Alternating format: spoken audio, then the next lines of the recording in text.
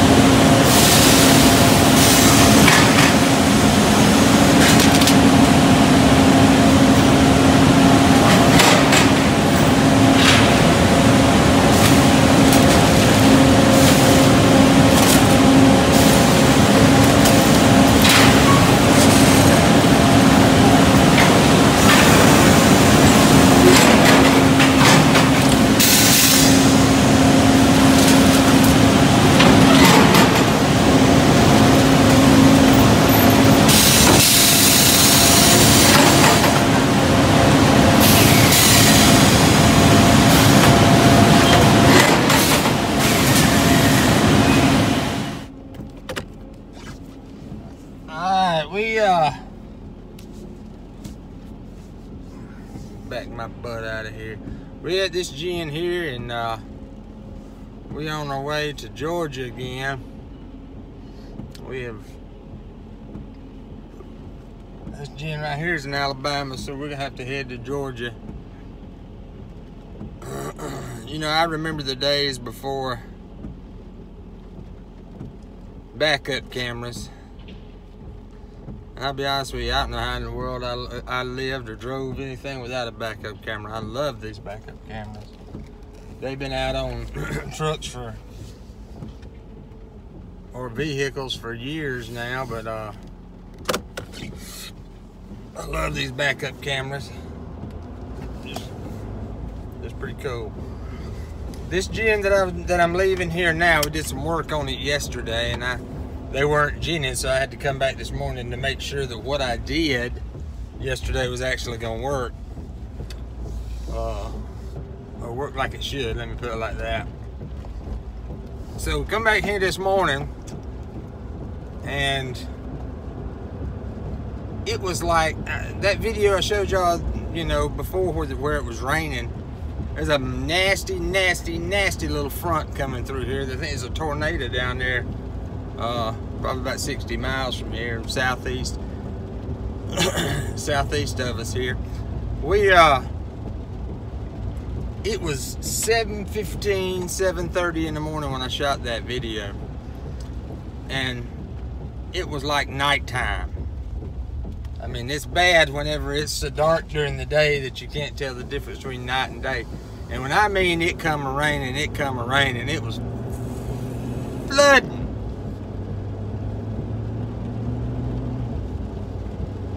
It's a pretty truck right here. Anyway,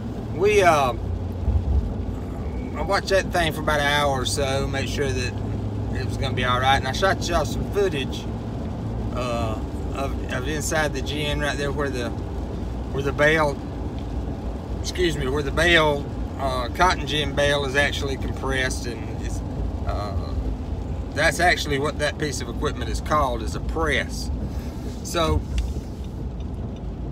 it works off the same principle as the one from episode 1. So this is what they call a down packing press.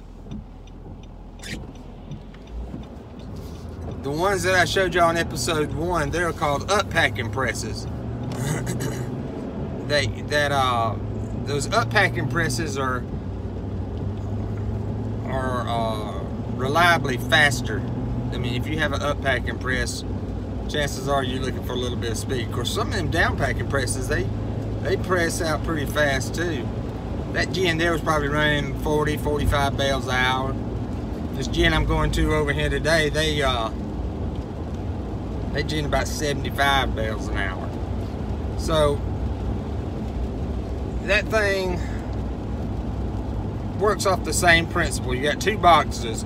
One, you got the tramper end that's tramping the cotton down, and then you got another one where it's actually pressing the bale to size and to specs. Still a 500-pound bale, give or take a few pounds either way. And of course, cotton is sold by the pound, so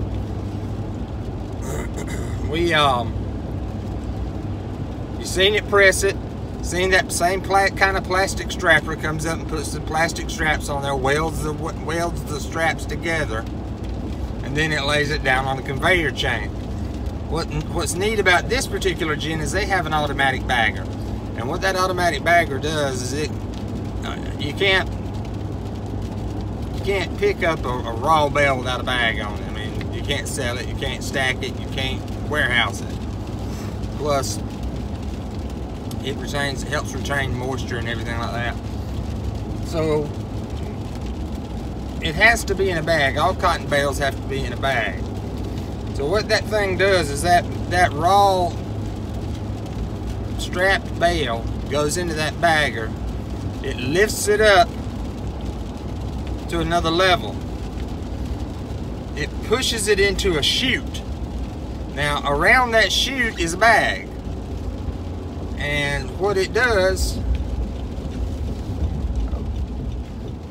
I can beat this truck.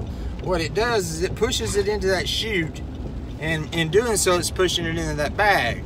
Well, when it pushes it into that chute all the way, that chute will back out and leave the bale in the bag. Now this particular machine is an automatic bagger. You don't have to do anything to it. All you got to do is make sure you got your raw stock in there, such as the bags. You got to make sure the bags are in there. Got to make sure it has enough staples, because what that thing does is after the chute pulls out, it's got two staplers that come in and put little plastic staples in on the end, so the end is sealed. You don't have to mess with the end. Then it puts it on out, pushes it on out on the elevator and drops it back down. It weighs it, sends the weight to a computer or a weigh scale head or a display or whatever, and then it opens up and chain conveyor takes it out, and there's a label machine right there, because they have to be labeled too. They have to have labels on them for identification purposes. As it's going out, it puts that label on there, and when it spits it off the chain, it stands it up on its end. Then you got a big old 8-inch cylinder that's probably, I don't know, 3 or 4 foot long, that's pushing that bale out there ready for a forklift to pick it up. Once it clears it out there, forklift can come pick it up, put it in a warehouse, do whatever they want to do with it. Either put it in a warehouse or put it on a trailer, and then goes to a warehouse. And it's like any other piece of machinery. As long as it's working great. I mean, it's working fine. It's doing good. When it tears up, it tears up. Still a machine, still gonna tear up, still gonna have problems. Nothing is foolproof. But that's the one, like I said, for a down packing press. It's got a strapper and a bagger on it. I want to explain some of that stuff to you before the end of the video, so you kind of got an idea of what's going on. I'm heading east, which means I'm heading right back into the rain that passed back through here. So maybe it'll outrun me, I hope. That's the plan.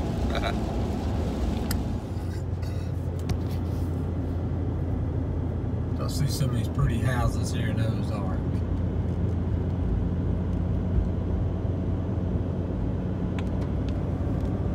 This is Ozark, Alabama.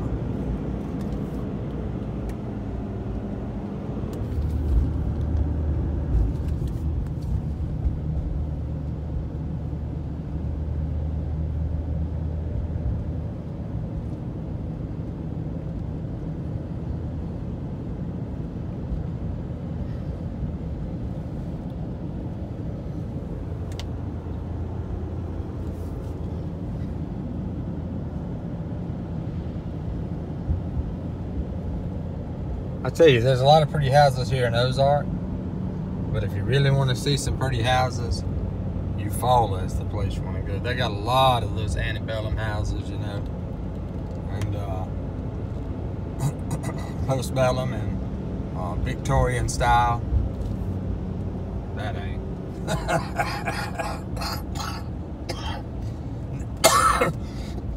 Excuse me, y'all. I've been trying to kick a cold for a couple of weeks. I can't seem to get it out of my chest.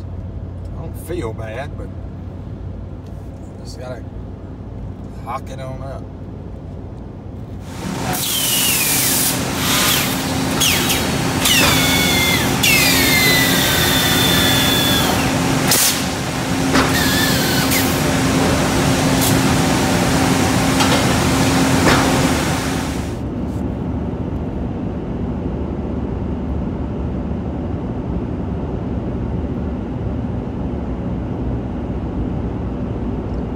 That tree right there is real pretty when it gets darker. It's a real tree that they've taken and put lights over every branch. But then during the nighttime when it's real dark, it's really bright. You can see it from a long way off. Alright, y'all, we just turned off the interstate. Heading over here to Tallassee,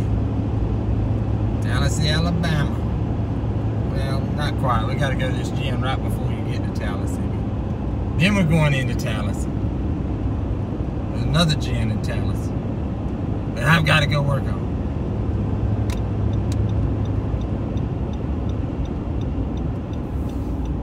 Let's see here.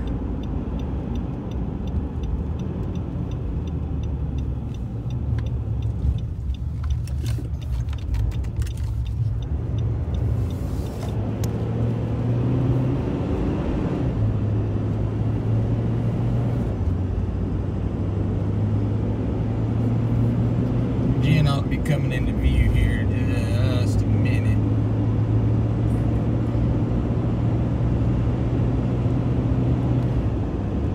There's a truck. Alright, let's see. Yeah, there it is on the right.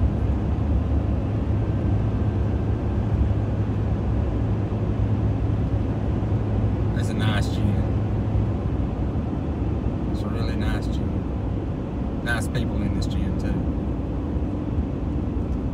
kind of trouble we can get into.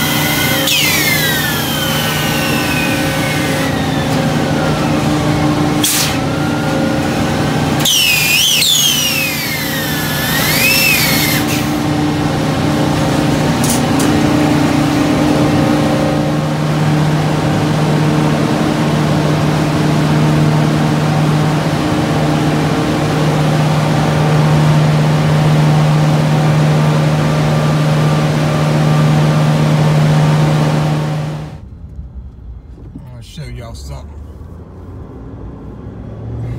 Get out of the way. This is downtown Tallahassee, Alabama. Didn't go over. I think it's the Tallapoosa River. I think is what it is. Yates Dam. You can see this dam. This bridge goes over the river, but the dam is, of course, a lot higher on the north side. Guy's fitting to lose every bit of dirt he's got back there. If y'all want to see it, look down there.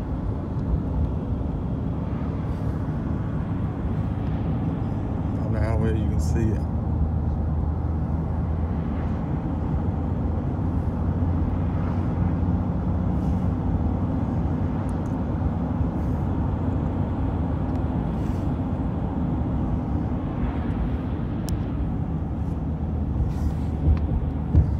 Try to get a better shot of it as we come back over. If it ain't dark. This is Tallahassee, Alabama. I used to work for a company up here in Tallahassee. I didn't work up here. I worked at home or from home. But the main office was up here in Tallahassee. I'd come up here 2 or 3 times. Different things. Heading to the gym over here north of Tallahassee. Or west, no, yeah, east. I get it eventually. Maybe so many directions. That's it. Head to a gym. You got the darn yacht club and boat club right here. Next to the doggone cotton gin. Right across the street.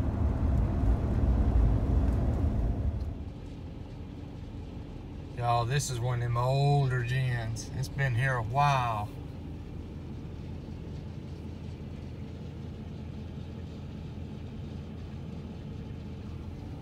older one.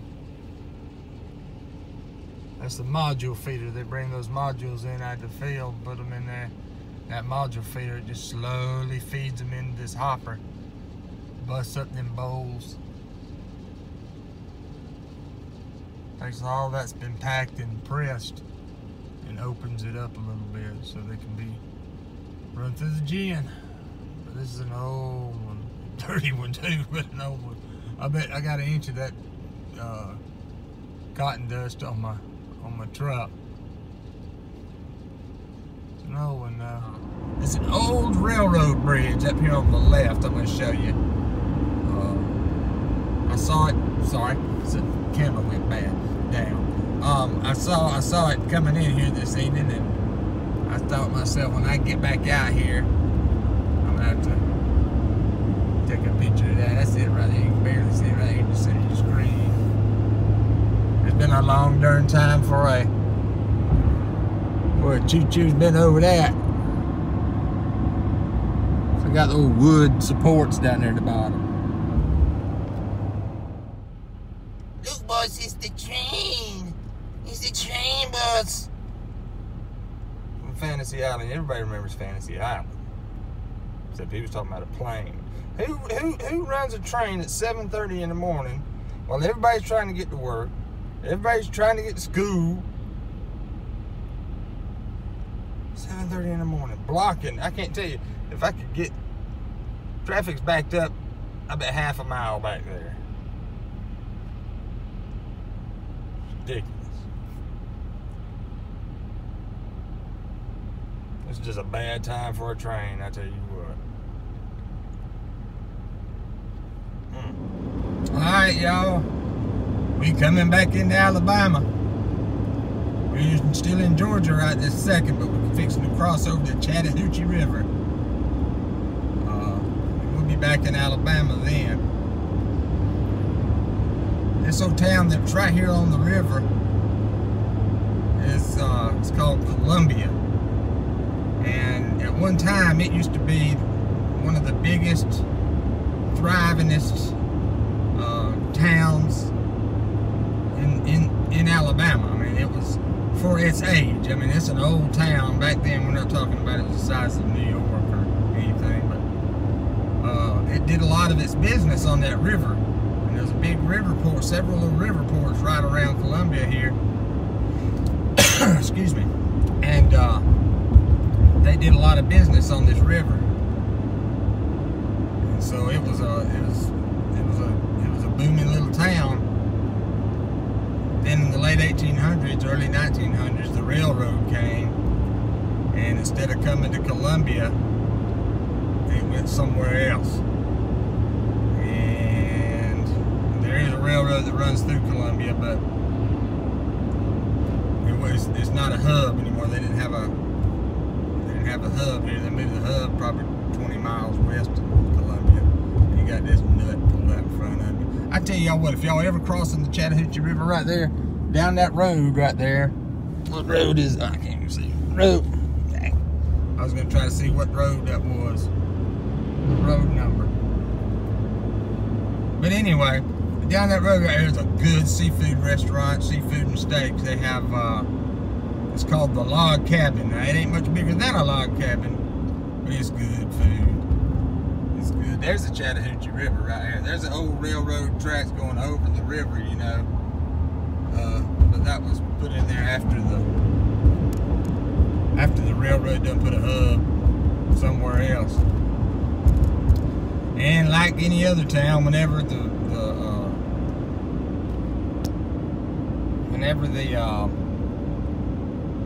oh, that's the police. No, it ain't no police. Anyway, after the river traffic went away and everything was moved by train and by rail, that's where all the people went. That's where all the jobs went. That's where all the businesses went. So ever since then, it's been going down, down, down, down, down, and it actually stopped and then regressed. Now it's just one of these little small towns here in the rural part of America. got a little high school here. So they got a little grocery store. Of course, there's a Dollar General. There's a Dollar General every 15 miles, whether it's in the town or not. But it's an old town. It's got two historical monuments here, and I'll show them to you just as soon as I turn off of this road here. One of them is a church. One of them is Columbia Baptist Church, and it's been around a real long time. And it's just a really old church. And then there's an old Victorian house up here called the Killingsworth House. And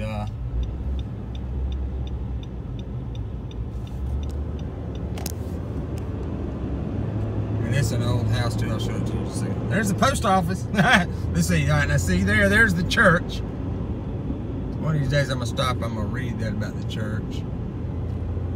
It's a nice church. I've been inside that church. It's a pretty church. It's still in use. They still use it today.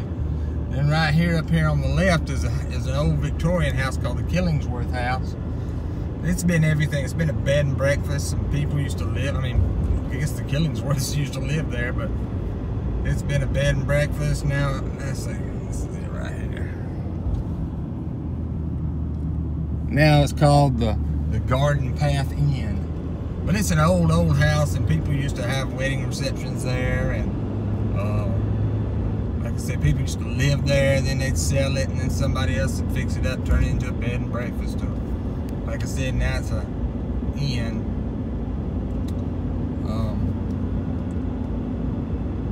Everything. I tell y'all what, y'all look right there.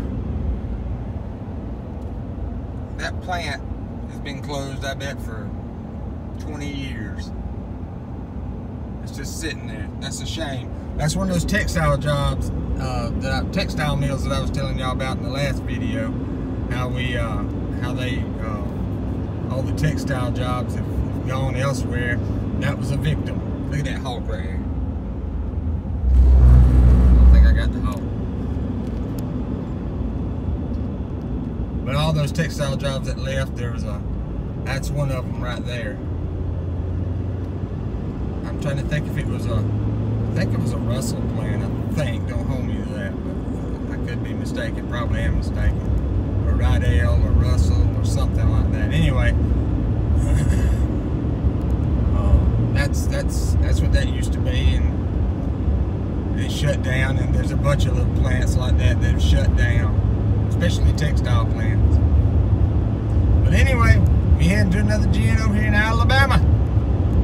We're gonna see what they got tore up. I guarantee you it's something.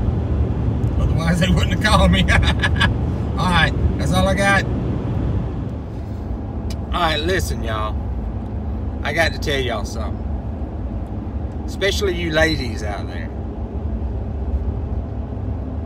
I know y'all like to feel comfortable, but some of y'all ain't got no business wearing these yoga pants. Some of y'all pull them off great, and y'all can pull that off real good. Man, some of y'all, whoo! I mean, I'm sure nobody wants to see me in a pair of yoga pants. Rough. They show everything. Even if you don't realize it, they show everything.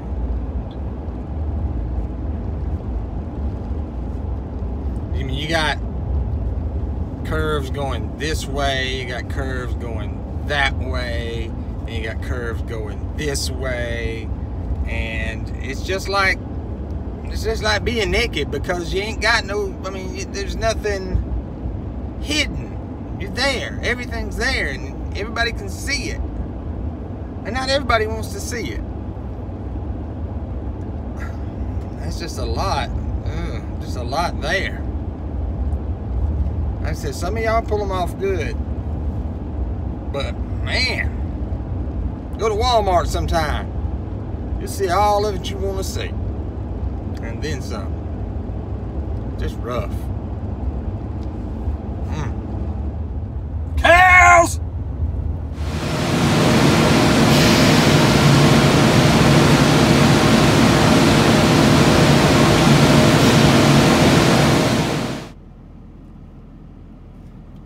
It is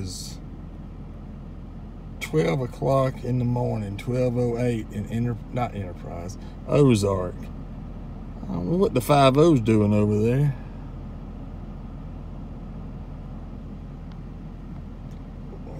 Whatever it is, they need 2 of them to do it. I probably got somebody pulled over. Who knows? Alright, y'all, we got another week in the books. We're gonna try to post this one up if I can find this places fast enough to upload it. I didn't do a whole lot of different stuff this week because we traveling and working all week long and all night, and had to leave at 6:30 one night after working all day and work for 7 hours and come back home. The whole time took 7 hours anyway, but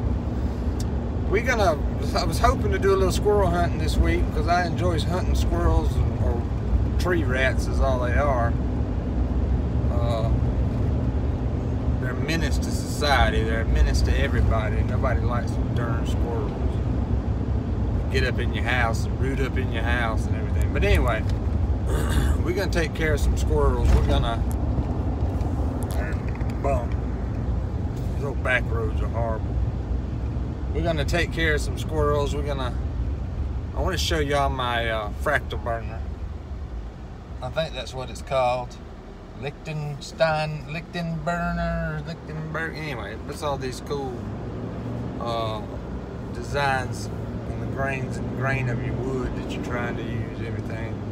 But anyway, we'll get into that later. But we'll be back next week. We'll have another one, and we'll have some more adventures in the cotton ginning business. Wow. If you like us, if you like the video, subscribe to us. Then there's a darn squirrel right here. Flipping thing. If you like this video, subscribe to us. Comment down below, tell us what you think. If you subscribe to us and you hit that bell over there, it'll let you know whenever we post a new video. So until next time, that's all I got.